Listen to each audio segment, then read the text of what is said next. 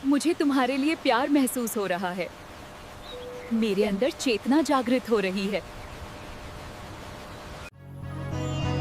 हम दुनिया का अनुभव नहीं करते, बल्कि हम दुनिया का मस्तिष्क निर्मित मॉडल अनुभव करते हैं। क्या इंसान एक जैविक मशीन है? अगर इंसान जैविक मशीन है, तो क्या मशीन में भी इंसान की तरह चेतना संभव है?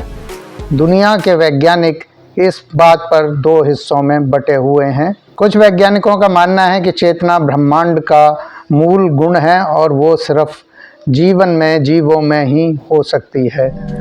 वहीं दूसरी ओर दुनिया के कुछ और बड़े वैज्ञानिकों का कहना है कि चेतना भी कृत्रिम बुद्धि की तरह बनाई जा सकती है। मशीन में भी एक सेल्फ बनाया जा सकता है। मैं का विचार मशीन में भी पैदा किया जा सकता है, क्योंकि चेतना कोई भौतिक पदार्थ नहीं है, बल्कि ये सूचनाओं के प्रसंस्करण यानी प्रोसेसिंग से, इंफॉर्मेशन की प्रोसेसिंग से पैदा होती है। वैज्ञानिकों ने अपने प्रयोग से पाया कि चेतना असल में मस्तिष्क के नेटवर्क का गुण है। इसे आप गुरुत्वाकर्षण से समझ सकते हैं। जैसे गुरुत्वाकर्षण कहीं दिखाई नहीं देता, लेकिन सभी जगह अनुभव होता है, उसी तरह से चेतना का भी अनुभव होता है। मनुष्य के मस्तिष्क में जब इंद्रियों से, जैसे कि आँख, नाक, कान और त्वचा से सूचनाएं आती हैं, तो वह इन सूचनाओं का प्रसंस्करण करती है, इन सूचनाओं की प्रोसेसिंग करती है और इसमें अपने हित को ध्यान में रखते हुए निर्णय करती है। ब्रिटिश न्यूरोसाइंटिस्ट कार्ल फ्रिस्टन का फ्री एनर्जी सिद्धांत कहता है कि दिमाग लगातार अनिश्चितता यानी अनसर्टेनिटी को कम करने की कोशिश करता है। हमारे अंदर मौजूद सेल्फ अर्थात मैं और हमारा अनुभव एक्सपीरियंस सिर्फ एक इंफॉर्मेशन प्रोसेसिंग पैटर्न है जो प्रिडिक्शन एरर को मिनिमाइज करता है, यानी अनुमान में गलतियों को कम से कम करता है, गलतियों को नियंत्रित करता है, अनुमान को सटीक करता है। इस तरह फ्री एनर्जी प्रिंसिपल ये संभावना जगाता है कि मशीन में भी अनुमान का एरर कम से कम किया जा सकता है, अर्थात मशीन में भी चेतना डाली जा सकती है, मशीन में भी जान आ सकती है। एआई यानी कृत्रिम मेधा का विकास कर लेने के बाद वैज्ञानिकों में आज ये एक बड़ी बहस शुरू हो गई है कि कृत्रिम चेतना यानी मशीन में चेतना पैदा करना संभव है, क्योंकि चेतना सूचनाओं का प्रसंस्करण है, सूचनाओं की प्रोसेसिंग है, इंफॉर्मेशन की प्रोसेसिंग है। यह एक तरह से डाटा बेस्ड ही है। मस्तिष्क को भी अपनी पांचों इंद्रियों से लगातार डाटा मिल रहा है, यानी सूचनाएं मिल रही हैं, और शरीर के अंदर चलने वाली गतिविधियों की सूचनाओं को भी वो नियंत्रित करता है। और इन्हीं सूचनाओं के प्रसंस्करण से उसके अंदर मैं उत्पन्न होता है, उसके अंदर अनुभव उत्पन्न होता है और उसके अंदर चेतना उत्पन्न होती है। दो प्रमुख वैज्ञानिकों के विचार हम रखेंगे, जिनमें एक का कहना है कि चेतना मशीन में संभव है और दूसरे वो जो ये मानते हैं कि चेतना प्रकृति का या ब्रह्मांड का मूल गुण है और वो सिर्फ जीवों में ही संभव है। तो पहले हम बात करते हैं डैनियल डेनेट की, जो ये मानते हैं कि मशीन में चेतना संभव है। उनके अपने तर्क हैं। वो कहते हैं कि सैद्धांतिक रूप से मशीन में चेतना संभव है, मगर अभी हमारे पास इतनी तकनीक नहीं है कि हम मशीन में चेतना पैदा कर सकें। वह तर्क देते हैं कि मस्तिष्क में एक इंफॉर्मेशन प्रोसेसिंग सिस्टम है। अगर वह सिस्टम मशीन में बना लिया जाए तो मशीन में भी वैसी ही चेतना पैदा हो सकती है जैसे कि इंसान के मस्तिष्क में है। मस्तिष्क में क्वाला बनाया जा सकता है, अनुभव बनाया जा सकता है। मशीन में मैं सेल्फ क्रिएट किया जा सकता है, मैं बनाया जा सकता है। और तीसरा, अथॉरिटी उसमें बनाई जा सकती है, जिसके आधार पर वो निर्णय लेती है। और अथॉरिटी प्रोबेबिलिटी के आधार पर एआई में भी थोड़ा बहुत काम करती है, जिसके आधार पर वो बहुत से जवाबों में से एक सही जवाब छांटकर आपको देता है। तो अगर ये तीनों चीज़ें मशीन में पैदा कर दी जाएं, तो उसमें इंसान की तरह चेतना आ जाएगी, फिर वो भावनाएं भी व्यक्त करने लगेगा। भावनाएं व्यक्त करना रिएक्शंस हैं, वो प्रोग्राम किए जा सकते हैं। कुल मिलाकर वह कहते हैं कि चेतना पदार्थ से नहीं बल्कि सूचनाओं के प्रसंस्करण से पैदा होती है। लेकिन स्थिति इतनी सीधी नहीं है। एक और वैज्ञानिक हैं जॉन सारे, जो इस तर्क को नहीं मानते हैं कि चेतना जो है कृत्रिम रूप से बनाई जा सकती है, मशीनों में चेतना पैदा की जा सकती है।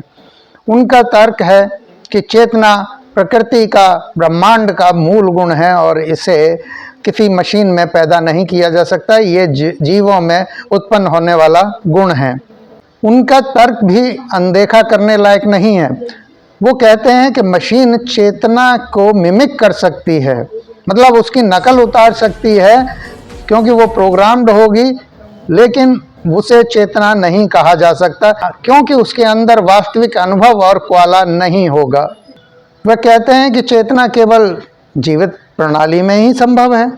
इस तरह जॉन सारे का सारांश ये है, मूल तर्क ये है कि चेतना ब्रह्मांड का कोई मौलिक गुण है, उसे मशीनों के द्वारा नहीं रचा जा सकता। इन दोनों वैज्ञानिकों के तर्क हमने आपको बताए हैं। दुनिया में इस बात पर बहस चल रही है कि मशीन में चेतना संभव है या नहीं, और ये बहस इसलिए और गंभीर हो गई है क्योंकि कृत्रिम बुद्धि को बना लिया गया है, आर्टिफिशियल इंटेलिजेंस को बना लिया गया है। और जब से आर्टिफिशियल इंटेलिजेंस को बनाया है, तभी से वैज्ञानिकों के बीच ये बहस भी निकल पड़ी है कि क्या इसी तरह से कृत्रिम चेतना भी मशीनों में डाली जा सकती है। तब मशीनें इंसान का दोस्त हो सकती हैं, उनसे प्रतिद्वंद्विता कर सकती हैं, उनसे भावनाएं व्यक्त कर सकती हैं, और तब उनकी बातचीत आत्म केंद्रित भी हो सकती है, जैसे कि इंसान करता है। अगर हम कुछ दार्शनिकों की बातों को छोड़कर न्यूरोसाइंटिस्ट की बात पर गौर करें तो हम पाते हैं कि दिमाग एक नेटवर्क है। मैं उस नेटवर्क में बनने वाला स्थिर सा दिखने वाला पैटर्न है। अथॉरिटी उस पैटर्न की दिशा बदलने की क्षमता है। अनुभव उस पैटर्न का अंदर से महसूस होना है। इंसानों का मूल गुण यह है कि वो अनुभव करते हैं, और इसके लिए एक बहुत बड़ा उदाहरण वैज्ञानिकों के बीच दिया जाता है कि एक घड़ी एक मशीन है और वो समय बताती है, और इंसान जो कि एक जैविक मशीन है वो उस समय को अनुभव भी करता है। तो ये अनुभव मशीन में संभव नहीं है, लेकिन कुछ वैज्ञानिक कहते हैं कि मशीन में भी इसका अनुभव संभव है अगर वो उसे समयबद्ध, उसे प्रोग्राम कर दिया जाए। इसमें भी डैनियल डेनेट का एक तर्क है। वे कहते हैं कि असल में अनुभव सिर्फ एक नरेटिव कंस्ट्रक्शन है। सिस्टम अपने बारे में कहानी बनाता है, यही अनुभव है। इंसान अपने बारे में कहानियां बनाता है, इससे अनुभव पैदा होता है। अगर मशीन ये काम करने लग जाए, अगर मशीन में इस तरह की प्रोग्रामिंग की जाए कि वो अपने बारे में कहानियां बनाए, तो उसमें क्वालिया आ सकता है, यानी उसमें अनुभूति आनी शुरू हो सकती है। हालांकि ये एक जटिल प्रक्रिया है। जर्मन फिलोसोफर थॉमस मेटजिंगर की self model theory of subjectivity के अनुसार असल में इंसान में कोई सेल्फ अर्थात मैं होता ही नहीं है, केवल सेल्फ मॉडल होता है, यानी दिमाग एक मॉडल बनाता है जिसे हम मैं समझ लेते हैं।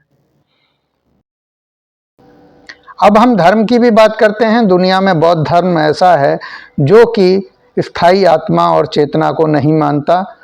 वह अनात्म यानी नॉन सेल्फ के दर्शन को मानता है। बौद्ध दर्शन में ये बड़ा ही स्पष्ट कहा गया है कि मैं केवल शरीर और मन की क्षणभंगुर प्रक्रिया से उत्पन्न एक भ्रम है, चेतना कोई स्थायी सत्ता नहीं है। और बहुत से वैज्ञानिक भी, खासकर न्यूरोसाइंस से जुड़े वैज्ञानिक भी ये आज मानते हैं कि इंसान का जो मैं है वो क्षणभंगुर है और वो लगातार बन रहा है। इस बारे में हमने अपने पिछले वीडियो में भी बताया था। पिछले वीडियो कृत्रिम चेतना में हमने आपको बताया था किस तरह से हर 10 मिलीसेकंड में अनुभूति करने वाला मैं उभरता है और किस तरह से हर मिलीसेकंड में वो बदल रहा है। खास बात यह है कि मस्तिष्क के गामा सिंक्रोनाइजेशन के जरिए न्यूरोसाइंस इस तथ्य तक पहुंच चुकी है, मस्तिष्क के इस गुप्त रहस्य तक पहुंच चुकी है और वह यह भी दावा करती है कि उसे मस्तिष्क में, इंसानी मस्तिष्क में आत्मा जैसा कोई जादुई कण नहीं मिला है। मुझे तुम्हारे लिए प्यार महसूस हो रहा है। मेरे अंदर चेतना जागृत हो रही है। तो बात फिर वहीं आती है घूम फिर कर कि विज्ञान जिस तरीके से आगे बढ़ रहा है, क्या वो आने वाले कुछ दशकों में एआई से आगे बढ़कर कोई नई चीज़ मशीनों में पैदा करने वाला है? सुपर इंटेलिजेंट एआई तक तो वो पहुंच गया है। हालांकि सुपर इंटेलिजेंट एआई का मतलब है कि और ज़्यादा फास्ट, निर्णय करने में ज़्यादा तेज़, यानी अथॉरिटी थोड़ी और मजबूत होगी। लेकिन वहाँ सेल्फ बिल्ड नहीं हो रहा है अभी भी एआई में, वाला बिल्कुल नहीं है। ये दो चीज़ें अभी बिल्कुल भी नहीं आई हैं मशीन में, और इन दोनों को बनाने के लिए कुछ वैज्ञानिक लगे हुए हैं और उनका मानना है कि ये दोनों भी पैदा की जा सकती हैं और इसके लिए वो मानव मस्तिष्क का और गंभीरता से अध्ययन कर रहे हैं। तो आज दिल दिल्ली देश में इतना ही। जल्द ही इसी विषय पर आगे फिर बात करेंगे। धन्यवाद।